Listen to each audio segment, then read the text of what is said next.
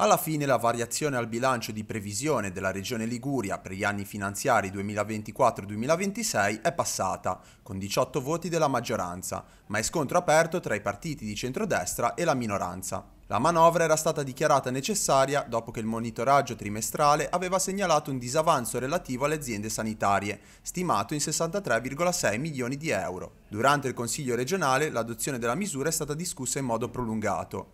Per le forze di maggioranza una scelta inevitabile, dato che il disavanzo riguarda i costi di servizi che sono già stati erogati.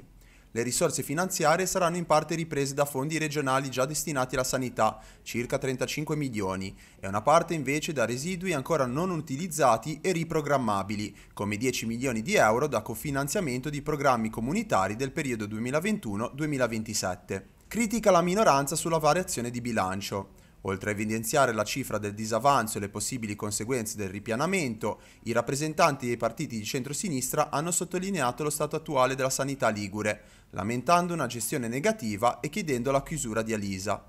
Su quest'ultimo punto c'è stata l'unica apertura da parte della maggioranza. La situazione di Alisa, l'azienda ligure sanitaria, è già da qualche mese sotto la lente di ingrandimento della discussione politica. Si parlerà del suo futuro nella Commissione Salute. La minoranza spinge per la chiusura, mentre la maggioranza sembra preferire altre soluzioni.